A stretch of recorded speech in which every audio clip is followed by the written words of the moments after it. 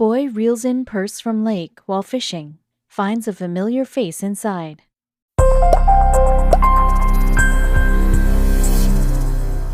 When the men of his family invited him on a daytime fishing trip, 11-year-old Brody Brooks felt over the moon with excitement. However, little did he know that the daytime excursion would soon spiral into an adventure the young boy would never forget, all thanks to one mysterious purse. When he headed out to the lake with his new fishing rod, Brooks thought he might pull out a fish for dinner. Instead, he managed to reel in an extraordinary discovery, a purse that seemed to have been underwater for decades. Still, when the Brooks family opened the bag, they could never have expected to find a photo featuring a familiar face. In the middle of July 2017, 11-year-old Brody Brooks had one of the most exciting birthdays of his life. Not only did the young man receive a brand new fishing rod, but his uncles and extended family promised to bring him along on a fishing trip. Like any good fisherman, Brooks could only think about one thing leading up to the trip: catching a big fish. Of course, at the time, no one in the family expected the fishing trip to include anything out of the ordinary. While the beautiful day started off normally, Brooks would soon make the biggest catch of his life, except it wasn't a fish. The fishing trip occurred at a beautiful lake, Lake Hartwell seen below, in Anderson County, the heart of South Carolina. Armed with their rods, patience, and great companionship, Brooks and his family set up their fishing rods and eased into the morning. Soon enough, it had become one of the most beautiful days any of the fishermen had seen in quite some time. As the fishing party set up along the lake, Brooks could not wait to cast a line in with his box-fresh, ugly stick fishing rod. Despite what the name might suggest, it was actually a very nice fishing pole. Before long, the young boy already had the ropes down. As fishing groups so often do, they spent the morning bantering and telling jokes, waiting for the first bite of the day. More than anything else, they all felt excited to see Brooks catch his first fish with his new rod. The young boy felt the same way, but the first few hours passed without so much as a nibble. Throughout the morning, Ben Myers, 39, a relative of Brooks, took on the job of watching over the young boy as he made his way through the morning. Along the way, he also taught the young boy how to bait and cast out his new fishing rod. Then, out of nowhere, Brooks seemed to catch something. You can imagine the look of surprise on Myers' face when young Brooks yelled that something was tugging at his line. After all, the young boy had just started. Still, a big believer in beginner's luck, Myers began helping his young relative to pull in whatever he had found. Meanwhile, as he reeled it in, Brooks felt unsure he had snagged a big fish on the end of his line, especially since he pulled the line quite violently. In fact, the rod started to bend so much that the 11-year-old worry built up inside him. "I'd just gotten a brand new ugly stick, so when the line started pulling so vigorously, I was worried I might break the rod," he explained. Thankfully, it did not. However, as Brooks pulled his catch from the water, they realized it was no fish. As the young man continued to pull his catch from the water, with the help of his uncle Ben Myers, the rest of his family quickly surrounded him, clearly excited. Unfortunately, as the uncle and nephew finally managed to pull the catch from the water, it became clear it was not a fish. Instead, it looked like a strange square object. Fearing his new rod would break, Brooks dove into the water and pulled what looked to be a bag from the lake. Back on the shore, the young boy immediately realized he had stumbled upon something quite unusual and unique, even if it wasn't a fish. At first, Brooks recalled later that the 11-year-old felt a little disappointed that he had not actually caught a large fish. After all, as it was his first time fishing, he had felt sure that he had snagged a fish, given the way the rod bobbed. Of course, Brooks had never suffered the defeat of reeling in trash, something all fishermen must go through. However, Brooks quickly overcame these feelings the more he examined his strange new find. Although he had no idea where the purse had come from, the young boy knew it must belong to someone. No one throws a full bag into a lake for no reason. As Brooks looked over and poked at the purse, he felt sure, given the water damage and mud, it had been down there for some time. But outside of that, Myers and Brooks could not say precisely how long it had been in the water. Even though it was covered in mud, the zipper seemed intact, and no water leaked from the bag. It seemed that whatever was inside had probably remained intact. For a moment, Brooks and his uncle debated opening the purse. It wasn't theirs after all. Still, soon enough they realized to return the pocketbook to its proper home, they would need to open it up and look at the contents. And one object in the bag would catch Myers' eye right away. As stated, almost all fishermen have to deal with the disappointment of snagging some trash every once in a while. From seaweed to plastic bottles, there's quite a bit of junk that one can catch with a fishing hook. However, believe it or not, in all of his years fishing, Myers had never found anything more exciting than rusty cans. Still, there's always a first time for everything. We might catch a can or something like that, but as far as a woman's purse, that's a first for me, Myers told the media later on. I've been fishing on this lake all my life, and that's the first time I saw something be caught like this. Still, while Ben Myers had never pulled up anything more interesting than fish and cans from the lake, he had heard tales of other fishermen reeling in treasure. So the minute his young nephew pulled the purse out of the lake, Myers knew they might have something interesting on their hands. I told him, "You ain't got no fish, you got treasure," Myers recalled to ABC News. In fact, it was Myers' upbeat attitude that helped Brooks change his disappointed tune. After all, it's not every day you find a treasure on the lake.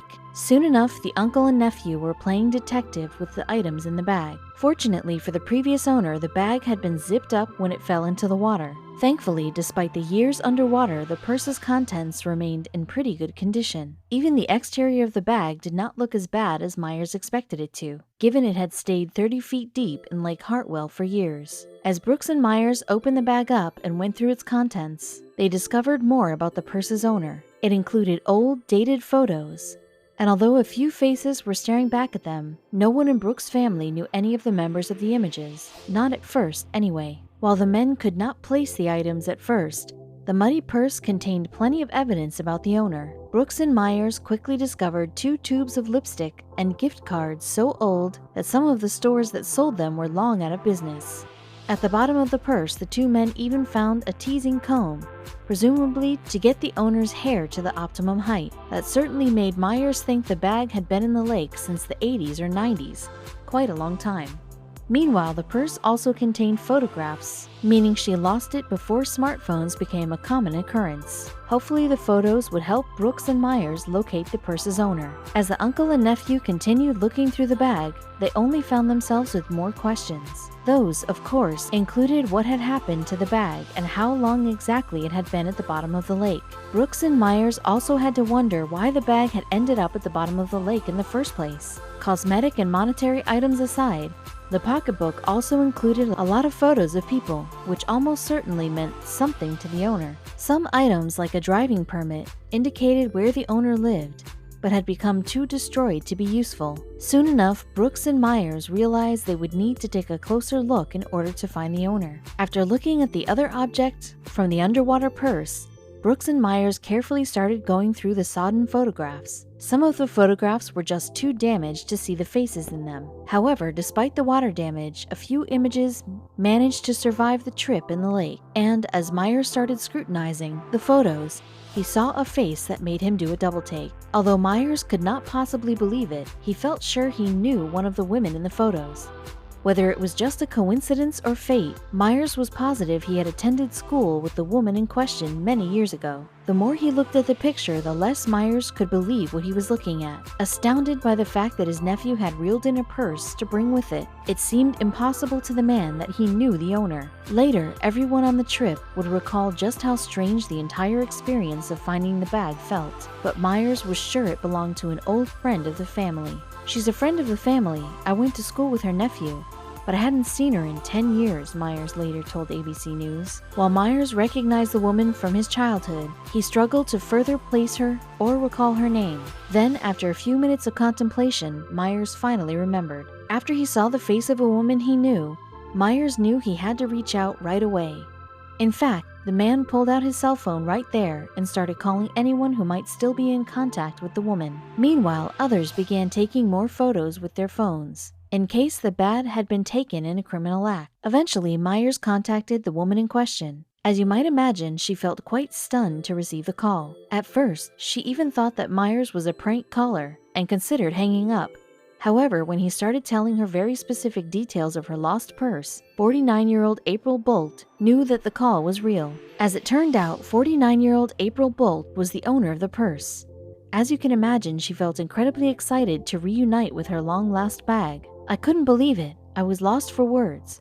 You never think you'd see it again, Bolt told ABC News, clearly still overwhelmed, even days after the incident. Just as Myers had predicted, Bolt lost her purse in the early 90s. That meant the bag had remained underwater for 27 years. Surprisingly, everyone, including Bolt, felt astounded by the great shape the purse remained in. Not only that, but the fact that Myers could not only see the photos, but that he also remembered Bolt is nothing short of a miracle. Of course, Brooks and Myers desperately wanted to know how the purse had ended up underwater, so Bolt told them that she had lost her precarious purse during a cookout at a marina close to Lake Hartwell in 1992. She and her family had spent the day on a boat, as her parents owned a condo nearby. Eventually, they parked the boat at the dock and grilled some burgers in the evening. Bolt left her purse on the boat, but when she returned, she found her purse missing. While the uncle and nephew first thought the purse had simply gone overboard, Bolt soon filled them in on the strange circumstance of its disappearance, because Bolt also remembered something very interesting about that day.